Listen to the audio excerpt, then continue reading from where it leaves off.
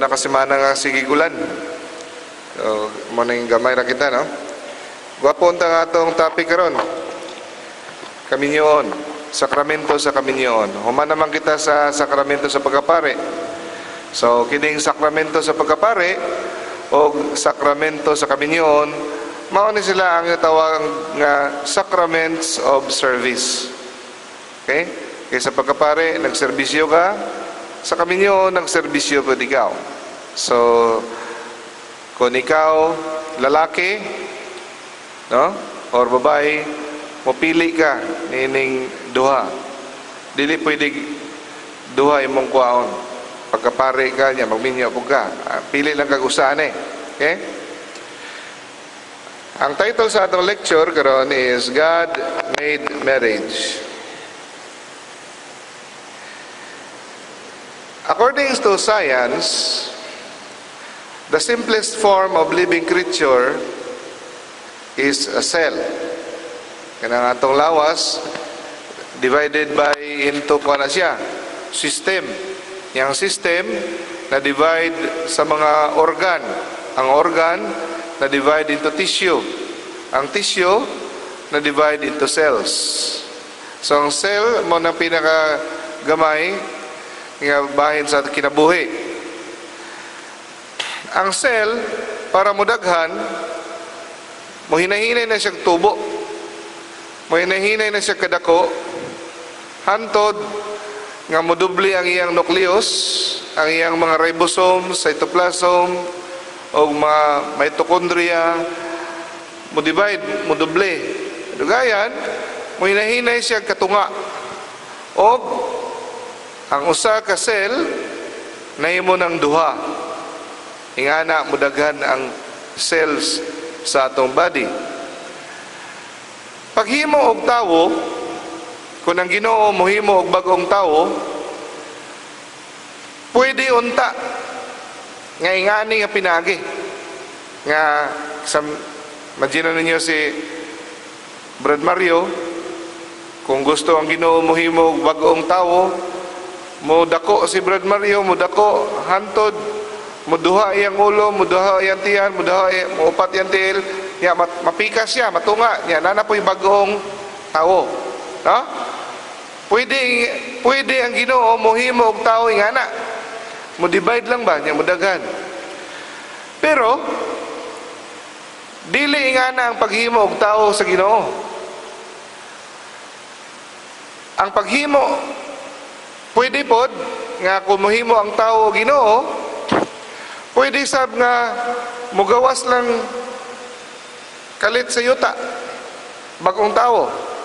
Pwede sab mugawas gikan sa kawayan. Pareho sa ato ang storya si Maria Makiling, no? Si Makisig at si Maganda. Pwede daghang pinaagi nga mohimo ang Ginoo og tao nga siya ra. Kawa tay apil. Apan, kabalo man kita unsaon pagbuhat og tao, di ba? Naghimo siya laki og bayi, pinaagi sa ilang gugma sa usag-usa, may resulta og usa ka bagong binuhat. Meaning, kung sa inyo nabantayan dire, sa paghimo og tao, kita gipaapil, gitagaan kitag bahin, gipa-apil kita niya sa paghimo, gipa-experience ta sa Ginoo, unsaon paghimo. No, pwede man ang Ginoo mo yung himo og tao, bagong tao, wala. Maghimo ang tao, ang Ginoo, naghimo siya tao, pinaagi sa kooperasyon sa laki ug bayi, sa mag-asawa. Tanawa unsa ka maayo ang Ginoo. Bisan pa sa paghimo, sa pagmugna, gipaambit pa kita niya. Ingana ka maayo ang Ginoo. So, diyan na ito makita mga ison nga ang gahom sa pagmugna gasa, dako nga pribilehiyo, dako nga dungog. Gisaligan kita sa Ginoo niining butang sa paghimo tungod kay siya maayo nga Ginoo sa gugma. So mao kanay mga igsoon ang proseso nga sa diin ang lalaki o babae, ang banag asawa sa ilang gugma, panagbayloan ay gugma, pisikal nila nga panaghiusa, ang tawag ani mao ang sexual union. Sa mubo nga storya, sex. Gamiton sa Ginoo, gigamit sa Ginoo ang sexual union, ang sex, sa diin makahimo og bag-ong binuhat. Ang banag asawa, sila ang makahimo sa unod, lawas sa tawo. Og sa ilang paghimo sa sexual union, ang Ginoo nag-standby, naghulat. Sa diha nga sila maghimo, mag-sexual contact, ang Ginoo pag-abot sa egg cell o sperm cell, ang Ginoo siya ay mabutang sa kalag. Meaning, sa kada sexual union, sexual contact, ang Ginoo naa. Ikatulo ang Ginoo nga naa. Dili asawag bana lang, o dili ang managuyab lang. Ang Ginoo naa kanunay kauban ninyo sa kwarto. Nagbuhat mo og lawas, ang Ginoo ang naghimutang sa kalag. Kaya ang tao dili mahimong tao kung lawas lang walay kalag. So, meaning, sex is sacred. Ang Ginoo ang naghimo sa sex. Sagrado. Tungod kay kini dirigikan ang kinabuhi. No? Ang uban abi nila ang sex hugaw. Ang abi nila ang sex dautan. Pero actually, ang uban abi nila ang sex sports. Lingaw-lingaw. Walay pulos. Balaan kayo di ay kayo. Sagrado. And it is a wonderful gift. Ang tawag ani procreative power. Gahom. So, mao ni mahitabo mga igsoon, mawala ang iyang kahulugan kung mubulag kita sa pagtulunan sa simbahan. So, sex is a wonderful gift. It is holy. O sa tanan ko nung agasa sa Ginoo, no? The procreative power or the sexual union is the most sacred of all. Sa kinabuhi sa tao, no? Ang pinakabalaan nga gasa sa Ginoo mao ang sexual union, procreative power. Nga naman, because it involves God directly. Direkta nga nalambigit ang Dios sa sexual contact. Nga naman, kay maghimo og bag-ong binuhat. Mao ganina nga ang sex murag kung naa ka sa sexual union sa panahon, imagine nimo nga naa ka sa altar sa Dios. Para siya nga murag na ipare nga naibala-balaan nga naikortina. Mao na nga ang sexual union gibutangan og dakong pader sa Dios, nakabutang restricted area, no trespassing, para lang kini sa mga minyo nga kasal sa Dios. Ug dili kini ang sex para sa tanan. Dili ni siya lingaw-lingaw. Abi sa uban, ang sex dapat tanang tao maka-experience og sex. Pila na imong edad? 45. Nakasulay na kag sex, wala pa, ay luuyan ni mo no. Ngayon na yung ban, wa pa kakatilaw og sex. No, dili para diay sa tanan ang sex. Para lang kini sa mga naminyo sa sakramento sa Dios. O ang kaminyoon mga igsoon, dili pod para sa tanan. Dili tungod kay laki ka, bahay ka, para nimo magminyo ka, no. Para lang kini sa saktog utok, og sakto og emosyon, og sakto na ikakayahan magpadako sa bata. Kung wa kay trabaho, di ka pwede kaminyoon. Dili nimo pwede itugway pakanon og kumpay mo anak. So, ang sex, mga igsoon, balaan. O ang iyahang tumong sagrado.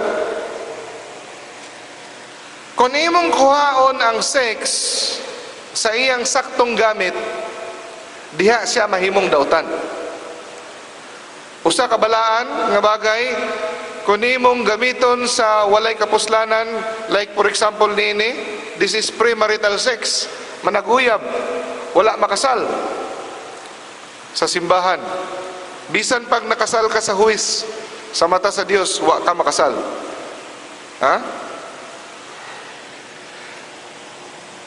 Mahimo siyang dautan kung kuhaon nimo siya sa konteksto sa kaminyoon. Prostitution,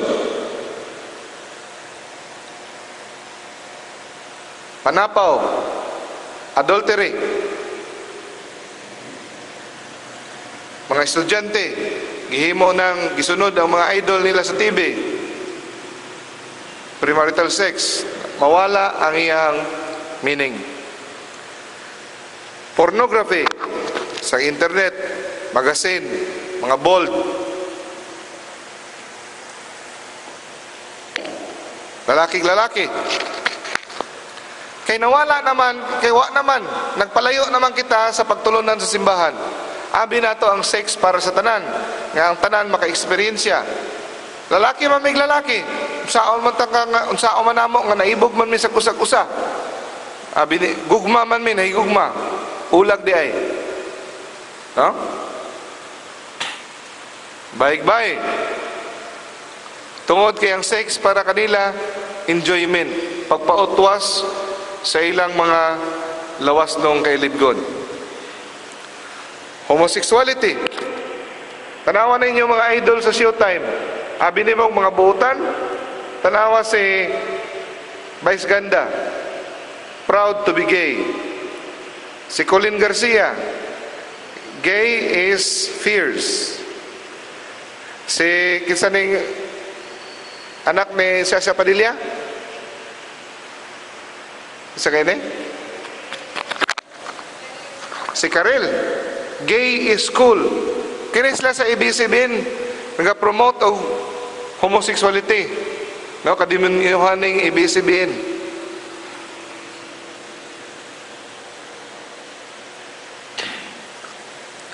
Leviticus chapter 18 verse 22. You shall not lie, di ka magibagdulog, no?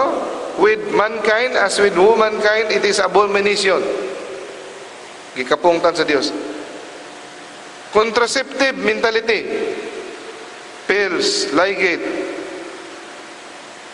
IUD. Pakasal dito sa Las Vegas, magpakasal, pagkaugma, divorce. Nga ang ilang pare si Elvis, na ay mga magpa-Elvis dito, nga magpapukan, mura naghuwis, mura dula-dulaan lang nilang kasal. Dito nakita, pagkagabi, pakasal na yun. Pagkaugma, nawala ng kahubog, bulag na po, minyo na po. Na ay mga Amerikano nga, mayon siguro kagka-20 na ng minyo o nagpangasawag na minyo na po kutro. Nganong wala may pugong ang tao bahin sa sex? Nganong grabe man? Tungod kini mga igsoon sa epekto sa original sin. Tungod si Adan ug si Eva ang atong ginikanan napukan sa sala, ato kining napanunod ang kahuyang. Sa wala pa si Adan ug si Eva napukan sa sala, dili kita maibog nining masala. Pero karon gamay-gamay lang, huyang kita. Muna nga nanginahanglan kita kanunay everyday sa grasya sa Dios nga kita makasugakod sa tentasyon.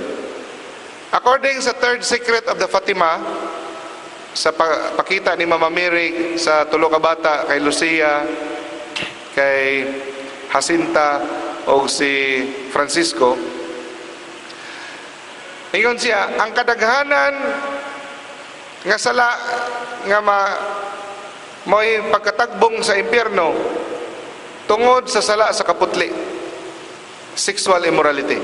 Mo'y pinakadaghan nga sala nga mahagbong sa impyerno. Napoyuban nga sayop katong mga sobrahan na pod ka konserbative. Dili sila muhisgot bahin sex kay ang sex kuno dautan. No. Dili dautan ang sex. Madautan lang siya kung makuha sa pagpanudlo sa simbahan. Para masigurado ang saktong paggamit sa sex, ang Ginoo nagtukod og sakramento sa kaminyoon. Nga sa diin, ang panaghiusa sa babae ug lalaki dili maguba. Dili pwedeng gubon o dili pwedeng undangon. Irrevocable. Dili pwedeng mabawi, walay bawiay. Pagsulod na nimo nini, dili na makagawas. Imagine lang nimo kung pwede ka makagawas. Luhi kayo mga bata. No? Pulaan ka, gawas ka, minyo na po ka, pulaan ka, gawas ka, niya na kay anak dito. So na kay 5 ka pamilya, mga bata, galibog sa ilang ginikanan. So ang Ginoo bright kayo. Iyang gituyo nga ang kaminyoon dili gyud pwede walay atrasanay. Touch move. No return, no exchange. Para maprotektahan ang mga bata o mudako nga maayo. No? So ang mga bata kinahanglan mudako sa pamilya nga naay nanay o tatay. Kaya ang psychology sa bata nanginahanglan sa kaligon sa amahan o sa kamalumok o sa pagka mahinayon sa nanay. The tender loving care of a mother and the stability and strength of a father. Balance na. Dili pwede ang lalaki mag-adapt niya magpadako o pamilya. Laki dili pwede kuan. Dili pwede bayi. O dili pwede nga ang bata mo dako nanay lang. Kay dili balansi ang pagdako sa bata. Kinahanglan ang Ginoo bright. Kinahanglan balansi ang pagdako nga mudako siya nga naa sa environment sa mamang papa. Kamantay mo kay Papa Jesus. Si Mama Mary namabdos nga walay lalaki, gilalang sa Espiritu Santo. Apan wala misugot ang Ginoo nga si Jesus mudako, nga si Mama Mary lamang ang magpadako. Iyag yung gibutangan og amahan. Kita mo kay kabalo siya nga mao ni himuong modelo nga dapat naagyoy amahan.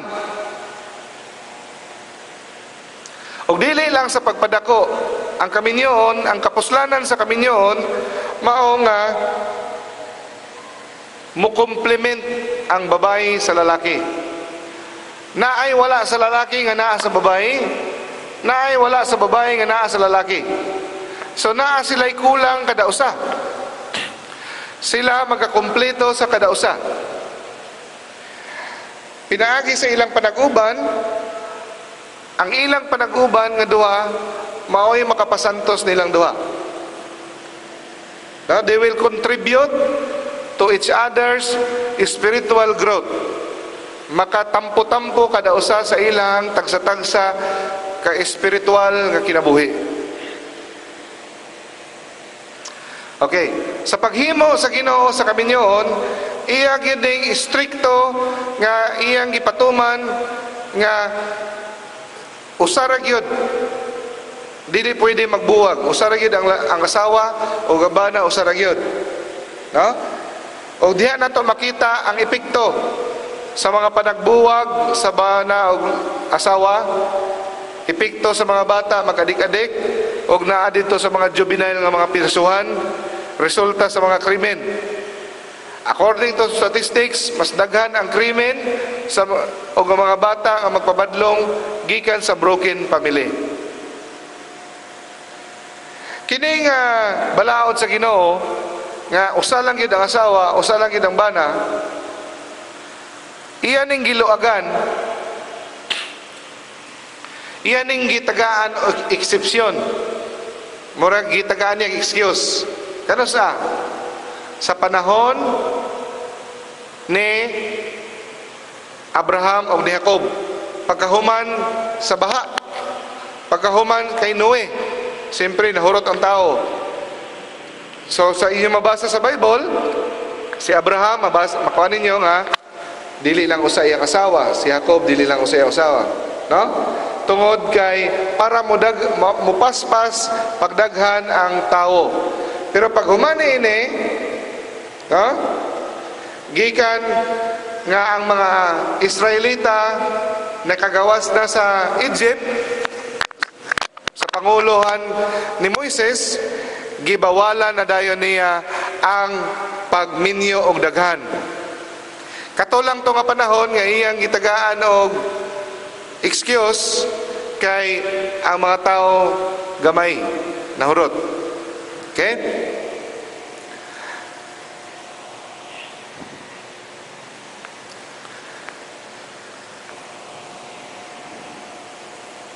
Sa panahon ni Moises, tungod sa kagahi sa ulo sa mga tao, gitugutan sa Ginoo ang divorce, tagaan og certificate kung naay ginatawag nga marital infidelity, kung naay pagpanapaw o kanang mga incest, gitugutan. Pero sa pag-abot ni Jesus, ang divorce nga kontrata giundang ni Jesus. Ningon siya nga sa una gitugutan kay gahi mo gulo, pero karon sa plano sa Ginoo dili na. Unsay gitipon sa Ginoo dili pwede buwagon sa tao. Sa unang panahon, ang kaminyoon bisan pa kini usa ka sagrado nga panaghiusa sa Dios, nagpabilin kani nga civil contract.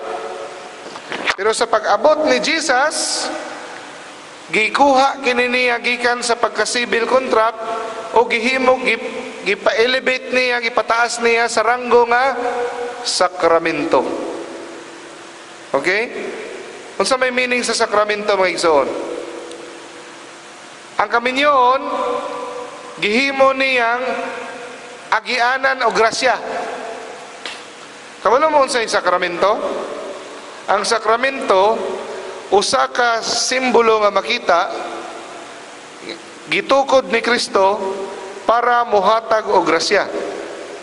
So ang kaminyoon dili lang ni kontrata sa lalaki ug babaye, gihimo sa Ginoong sakramento. Meaning gihimo niya agianan o grasya, nga diri moagi ang grasya. Kung gusto siya mohatag og grasya, diri niya ipaagi sa kaminyoon. Pila ka buok ang atong sakramento, mga igsoon? Pila ka buok atong sakramento? Kung matod pa sa maestro, how many 7 sacraments do we have? 7. Pito ka buok agianan o grasya. Pito ka buok agianan o grasya. Usa ni ini ang kaminyoon. Okay. So, unsa may definition sa kaminyoon sa Bisaya, sa simbahan? Ang kaminyoon kuno, usa ka sakramento kasadiin ang usa ka binunyagan nga tawo, nga lalaki, o binunyagan nga babayi nahiusa sa way katapusan. Bind themselves for life. Ilang gihigot ang ilang kaugalingon hantod sa hantod. Diha sa kaminyoon og sila nagadawat og grasya para ilang matuman ang ilahang tahas.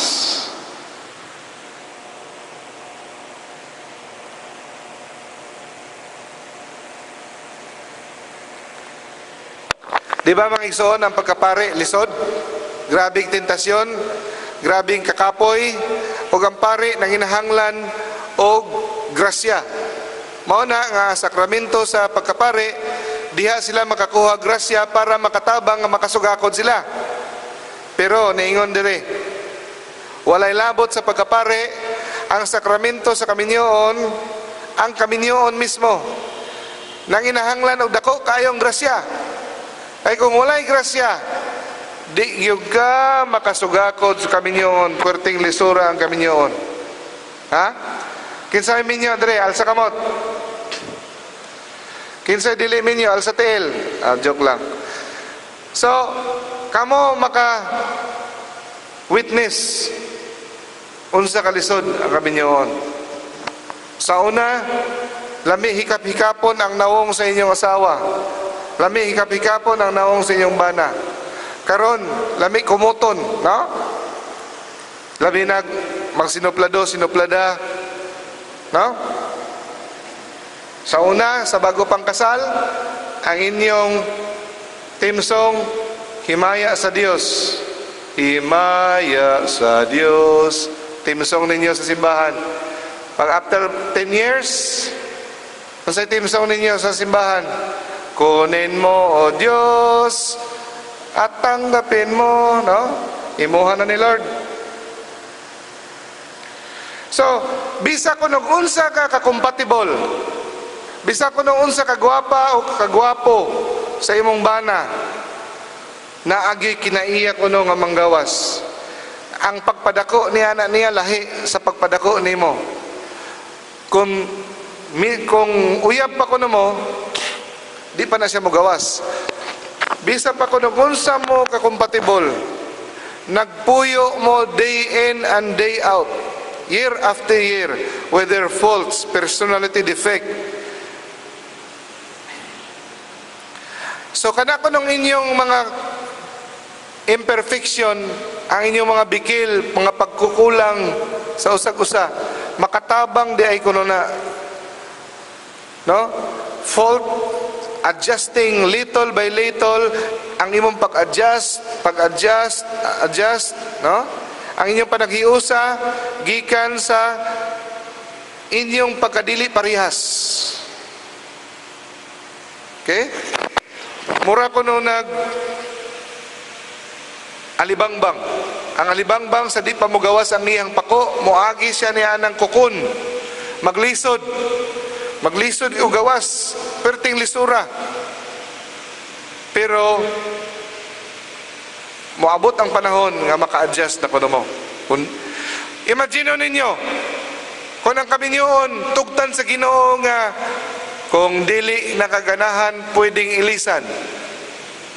Gamay, pag-abot palag 1 year, 2 years, manggawas sa mga kinaya, 100% siguro magbulag yun. Usahay mo abot sa kaminyoon nga ang makapapugong kaninyo ang inyo na lang promisa sa Ginoo nga di mo mag-iwan. Tinuod na, moabot na. No? Ang dagway, di nakamutanaw sa dagway sa mga moabot ingana ka bright ang Ginoo. Ha? Kay kun ang atong pagtulunan sama pa sa ubang mga sikta nga pwede lang ang divorce, mga born again, pwede ang divorce, pwede kaslon, okay ra. Kabalo ba mo kinsa nga pagtulunan ng dili pwedeng divorce? Katoliko ra gyud. Di ako makaingon nga isa sa pinaka rason nga makaingon kang Katoliko ang tinuod nga simbahan sa pagtulunan sa kaminyoon. Kinsa may ni barog nga di gyud pwede magbulag ang simbahan Katoliko. Kung gamiton nimo imong common sense, sakto. Kay kung gitugutan pa nga pwede ra magbulag ug magminyog balik ilisan, walay mo luntad. O sana di way labot sa kinaiya sa usag-usa ang pag-abot pagyod sa bata, magbuntis, magbadlong, magsigig away, magtubag-tubag. Way labot yan ha. Ang Ginoo nagsalig sa mga magtiayon para mo supply og bag-ong miyembro sa iyang simbahan. Asa man mo kuhag bag-ong miyembro ang lawas ni Kristo. Kung dili gikan sa magtiayon, kung manganak siya, mabunyagan, bag-o na pong miyembro sa lawas ni Kristo. Kung dili ta manganak, walay mawadaan og miyembro. Og ang responsibilidad sa pagbadako og bata samot pagyod nga padakuon day kuno nato sila nga santos. Especially it is not easy to face the prospect of an ultimate judgment in which they will have to answer to God. Ultimate judgment, manubag kita sa Ginoo. Kung ang atong Ginoo, kung ang atong anak, ang anak day nato gitugyan day na sa Ginoo nato para atong padakuon nga para malangit. Kung di na sila malangit, dako kay tagtulubagon. No? Dapat padakuon nato ang atong anak sa pattern sa pagkasantos, sainthood. Mapa-anak man nato nagtinuod o mapa-adopted man, anak nato dapat i-pattern nato paingon sa pagkasantos. Tulubago nato na. Kung naay sitwasyon nga sa diin nanginahanglan tag daghang grasya, kani may sitwasyon sa kaminyoon. Okay. Si Kristo, siya ang nagtukod sa kaminyoon nga mahimong sakramento. Mangutana kita, kanusa? Asa mabasa sa Bible, kanusa? Ang tubag sa simbahan, wala kabalo kung kanusa. Dili sure. Naay ubang mga Bible scholar, theologian nga gitukod kuno ni Kristo ang kaminyoon dito sa kasal sa Kana. Pero di ta sure. Ang uban nag-ingon dito sa Mateo kapitulo 19 bersikulo 4 hangtod 7 nga katong Parisiyo nangutana nga pwede bang mag-divorce? Nitubag si Jesus, wala ba mo kabalo nga sa sinugdanan ang Ginoo naghimog lalaki ug babae ug naingon siya nga ang lalaki mobiya sa iyang amahan ug inahan ug mahiusa sa iyang asawa ug sila mahimong usa ka unod, dili duha, mahimong usa ka unod. Mao gani nga sugod karon dili na sila duha kundi usa. Kung unsa ang gihiusa sa Dios, dili pwedeng buwagon sa tao. So kini nga pagsulti niya, diri kuno ang panahon nga gihimo sa Ginoo ang sakramento. Pero dili sure 100% ang mga kwan. Now, maigsoon, dili importante kung kano sa gitukod. Basta ang importante, sigurado ang simbahan pinaagi sa iyang sagradong tradisyon nga ang Ginoo naghimo sa kaminyoon nga sakramento. A sacrament, as we know, is an outward sign that confers grace. Okay. Now, sa pagminyo, mga igsoon, ang lalaki ug babae nagbanayloanay sa ilahang pagsugot, sa ilang consent. Unsay consent sa Bisaya? pagsugot. Nagbanaylo-anay sila sa ilang pagsugot sa usag-usa. No? Okay. Mangutana ko. Kada sakramento na ay minister o naapoy mater. Sa bunyag, unsay mater? Ha? Unsay gigamit nga mater sa bunyag? Tubig. Sa kumpirma, unsay mater? Lana. Sa bunyag, ang mater, tubig. Ang minister, kinsa man? Pare. Sa kumpirma, ang mater, uwel. Kinsay minister? Obispo. Sa bunyag, sa bunyag. Sa kaminyoon, kinsay minister? Ha? Tagaan ako 50 pesos. Joke lang. Tagaan ako snacks, makatubag. Kinsay minister? Pare, obispo, diakono, unsa man? Ayaw ni kalimte, ha? Kay mutudlo mo katekismo. Sakramento sa kaminyoon lamang ang pinasahi. Kaya ang minister, dili pare, dili obispo, dili diakono. Kinsa? Ang banag asawa. Sila mismo ang nagminister. Ang bana o asawa. Niyaon sa may role sa pare. Ang pare, igo lamang representante nga testigo sa simbahan. Representante lamang siya sa simbahan. Siya mo'y testigo sa Dios diri sa yuta. Bisan pa nga ang banag asawa mo'y nagminister sa kadausa, dili mahitabo ang kasal kung walay pare. Walay testigo, dapat naagyo testigo. Kuha? So sayop na mga igsoon ko, no? Kamayon ta nga si Mary o si John gikasal sa pare. Anyway, naanad naman ta mo na itong gamiton, masabta na to. Pero ang pinaka-insakto nga sulti, si John o si Mary, example lang ng mga pangalan, pwede po si Michelle o si George, gikasal sa usag-usa, sa presensya sa pare. Mo na yung pinaka-insakto. Okay? The priest is simply the official witness representing Christ and the church. So, ang presensya sa pare dapat naagyon. Kung walay pare, walay sakramento nga naitabo. Pero dili ang pare ang nagminister, ang asawa o bana. Okay. Naay sitwasyon mga igsoon nga pwedeng makasal, dawaton ang sakramento, bisag walay pare. Pwede diakono, dikon. Pero bisag walay diakono, pwede gyapon. Kano sa man? Sa mga lugar nga walay pare.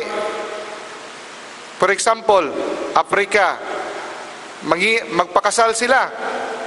Maabtan og 30 dias nga mangitag pare nga wa gyud pare mo abot. Tungod kay nihit kayo ang pare. Pero silang duha binunyagang Katoliko. Akong basahon.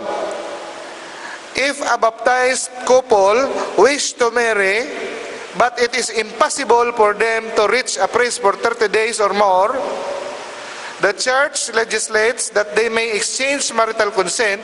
Pwede silang kaslon, silang duha, basta na ay witness nga duha. Ang ilang sakramento sa kaminyoon, valid. Pero kung naara mo diri sa Huyuhoy, o naara mo dito sa Muntol, dili mo excuse, oy. Pilara ka, mabisa pa magbaklaw mo, tibok adlaw, maabot mong syudad. 30 days nga walay pare, nga wagi makuha sa mga lugar. Karong panahon na, medyo lisod na no? Now, kung ang usa, kanila, babae o lalaki, kamatsunon, pwede dili paabto ng 30 days. Mga exception ka na. Okay, ruling. Ang balaod sa atong simbahan, dapat ang babae o lalaki magminyo sa Katoliko lamang.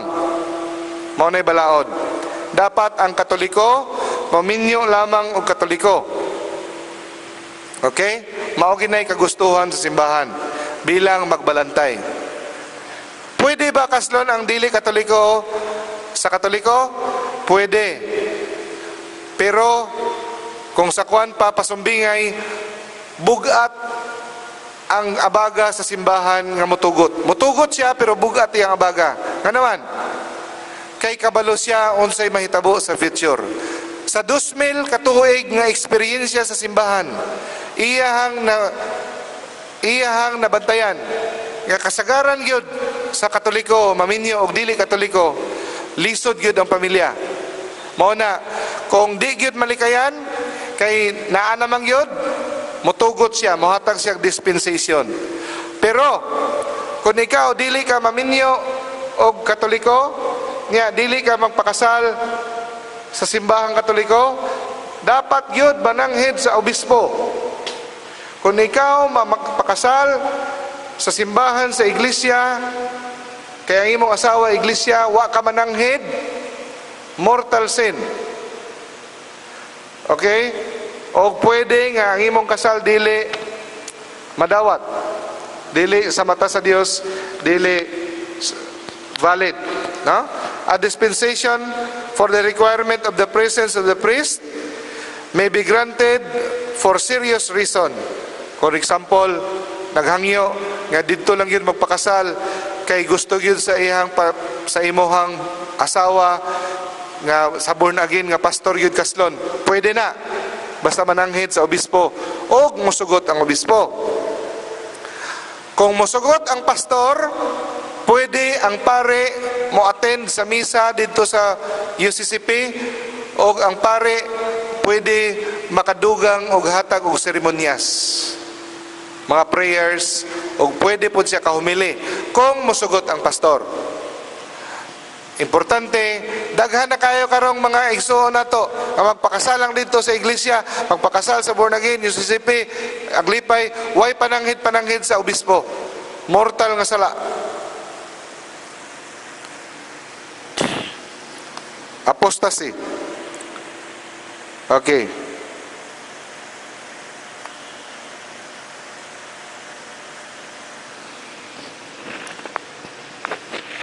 Ang Katoliko nga binunyagan, nga lalaki o babae nga Katoliko nga binunyagan, okay, magpakasal sa huwes, usa kadako nga sala, mortal nga sala.